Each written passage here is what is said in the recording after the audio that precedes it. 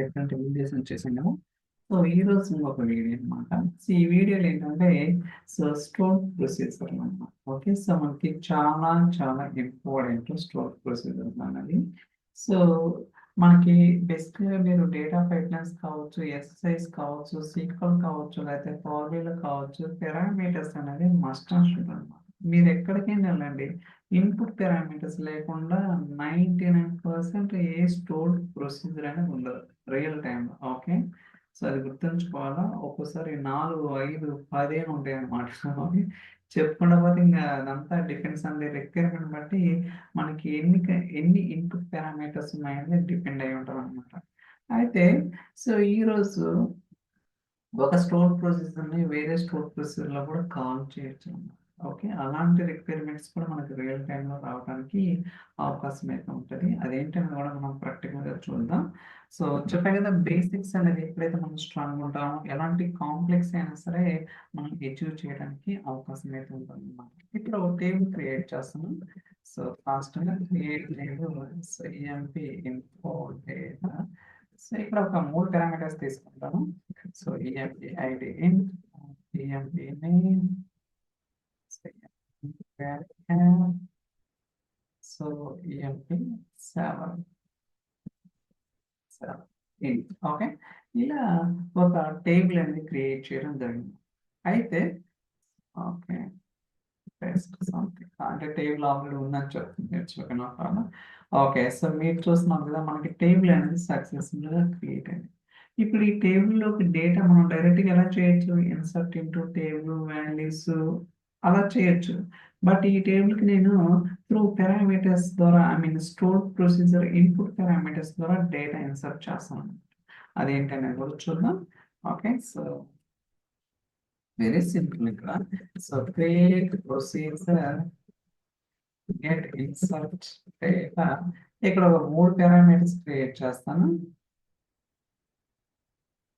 So EMP ID int, so EMP name varchar, so అలానే so EMP select in. 3 parameters తోటి ఒక store procedure అనేది create చేయడం జరిగింది. As begin, so set no count on and okay, so final గా insert statement insert into. Okay, ఈ టేబుల్లోనే కదా మనం డేటా ఇన్సర్ట్ చేసేది. ఇన్సర్ట్ ఇంటూ, సో సెలెక్ట్ మనం ఏదైతే పారామీటర్స్ పాస్ చేస్తామో వాటిని కాల్ చేసుకోవాలన్నమాట. ఫర్ ఎగ్జాంపుల్ ఈ 3 తీసుకొస్తాను. మనకి డేటా టైప్స్ అవసరం లేదన్నమాట, అంటే కాపీ పేస్ట్ చేయడం ఎందుకని నేను సో డైరెక్ట్గా ఇక్కడ చేస్తాను. That's it. ఓకే, చూస్తారు కదా, నేను ఒక స్టోర్ ప్రొసీజర్ క్రియేట్ చేస్తాను. దీంట్లో 3 ఇన్పుట్ పారామీటర్స్ ఉన్నాయి, ఐడి, నేమ్, శాలరీ. అండ్ వచ్చిన ఏదైతే మనం వాల్యూస్ అనేది ప్రొవైడ్ చేస్తామో రన్ టైంలో, ఆ రన్ టైంలో వచ్చిన వాల్యూస్ అనేది ఈ టేబుల్లోకి ఇన్సర్ట్ చేయడం జరుగుతుంది. That's it. ఓకే, ఫస్ట్ ఇది టెస్ట్ చేద్దాం. అసలు ఇది ప్రాపర్గా వర్క్ అవుతుందో లేదా మనకు తెలియదు కదా, తెలియకుండా మనం ఏం చేయలేం కదా. ఓకే, సో ప్రొసీజర్ కూడా సక్సెస్ఫుల్ ఎగ్జిక్యూట్ అయింది. ఒకసారి రన్ చేద్దాం. ఎగ్జిక్యూట్.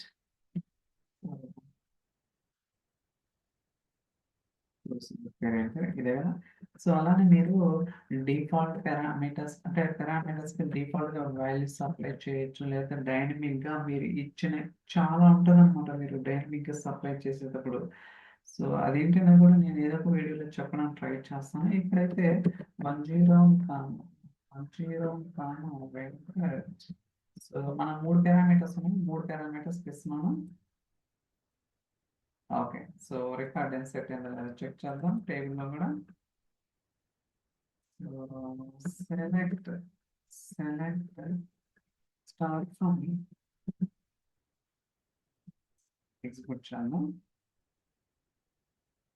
చూస్తారు కదా 101 వెంకట్. ఓకే, ఇప్పుడు కావాలంటే tribute to Ramesh Babu and salary కూడా వేరే ఇస్తాం, అంటే మీకు తెలియటం కోసం. ఓకే, సో సక్సెస్ఫుల్గా ఇన్సర్ట్ అయింది. ఇలా మీరేంటంటే ఒక టేబుల్లోకి మనం డేటా అనేది సో ఇలా స్టోర్ ప్రొసీజర్లో ఏదైతే పారామీటర్స్ ఉంటాయో దాని ద్వారా కూడా సప్లై చేయొచ్చు. అయితే ఏదైతే మనం ఇప్పుడు దాకా క్రియేట్ చేసామో దీన్ని వేరే స్టోర్ ప్రొసీజర్లో కూడా యూజ్ చేసుకోవచ్చు అనమాట.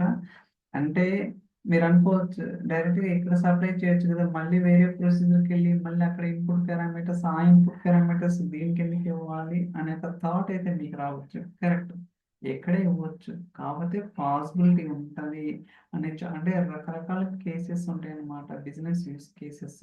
అలాంటప్పుడు కూడా మనకి ఆ పారామీటర్స్ ఏదైతే నెక్స్ట్ ప్రొసీజర్ క్రియేట్ చేసిన పారామీటర్స్ ఈ స్టోర్ ప్రొసీజర్‌కి ఇన్పుట్‌గా ప్రొవైడ్ చేయవచ్చు అని చెప్పడం కోసమేనన్నమాట. ఓకే. సో ఇక్కడ ఒక ప్రొసీజర్ క్రియేట్ చేద్దాం. Create so procedure so get final data.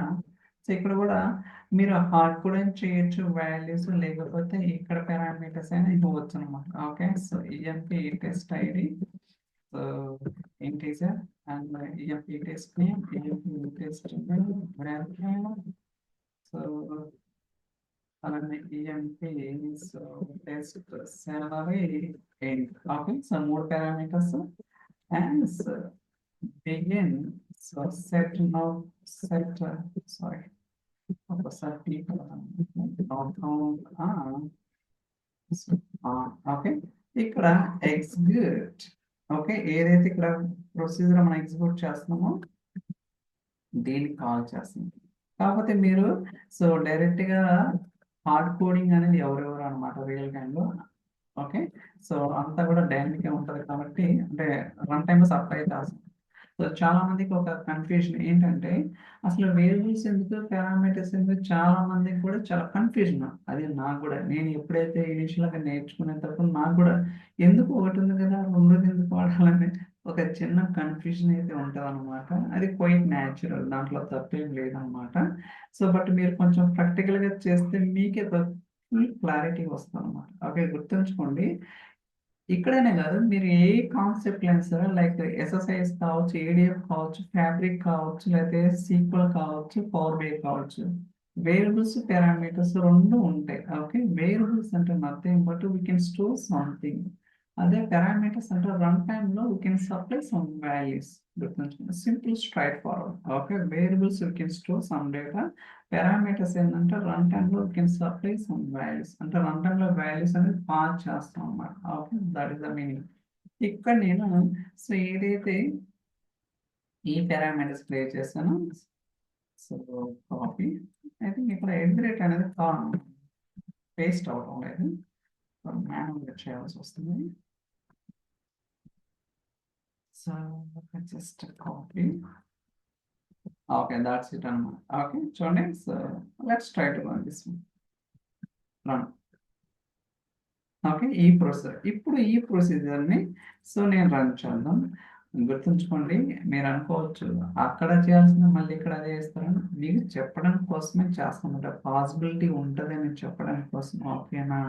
అంటే రియల్ టైమ్‌లో ఒక్కోసారి బిజినెస్ యూజ్ కేసెస్ ఉంటది కాబట్టి I'm just trying to learn. Okay. So copy, paste. చూడండి ట్రిపుల్ టీ ఇస్తున్నాను అండ్ సురేష్ బాబు ఇస్తాను ఇప్పుడు. సో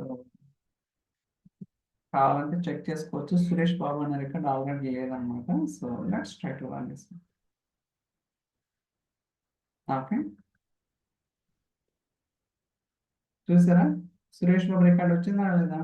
సో యాక్చువల్‌గా ఈ ప్రొసీజర్‌లో మనం టేబుల్‌కి ఇస్తున్నాం కదా! లేదు. ఈ ప్రొసీజర్‌లో మనం ఏం చేస్తున్నాం వేరే ప్రొసీజర్‌ని కాల్ చేస్తున్నాం. ఆ ప్రొసీజర్ ఏం చేస్తుంది? డేటా వేరే టేబుల్‌లోకి ఇన్సర్ట్ చేస్తుందన్నమాట. అంటే ఒక్కోసారి డిపెండ్స్ అనమాట. అంటే ప్రతిసారి ఉండాలని రూల్ ఏం లేదనమాట. అప్పుడప్పుడు మనకి ఇలాంటి కేసెస్ అనేవి రావడానికి కూడా అవకాశం ఉంటదనమాట. సో, సింపుల్ కాన్సెప్ట్ మనకు ఒక్కసారి అర్థమైతే చాలా చాలా ఈజీ అనమాట. పారామీటర్స్ కావచ్చు, వేరియబుల్స్ అంటారు. కొంతమంది టెంపరల్ టేబుల్స్ అంటారు. అండ్ కొంతమంది డెరైవ్డ్ టేబుల్స్, సిటీఈ, మెర్జ్ స్టేట్మెంట్‌లు అండ్ టేబుల్ వేరియబుల్స్ ఇయన్నీ కూడా మనకి టీఎస్‌క్యూఎల్, ట్రాన్సాక్ట్ ఎస్‌క్యూఎల్‌లో వ్యూస్ కావచ్చు. ప్రతిదీ కూడా చాలా ఈజీ అనమాట. కొంచెం ఆఫ్‌కోర్స్ మన దాంట్లో అన్ని వీడియోస్ ఉన్నాయి. మీరు ఎక్కడైనా చూడొచ్చు. సో, సీక్వెల్ డెవలప్‌మెంట్ ప్లేలిస్ట్‌లో సో దట్ మీకు ఒక కంప్లీట్ అండర్‌స్టాండింగ్ అనేది రావడానికి అవకాశం అయితే ఉంటదనమాట. ఐ థింక్ ఈ వీడియో మీకు నచ్చిందని అనుకుంటున్నాను. So thank you so much for watching. Will catch in the next video. By by.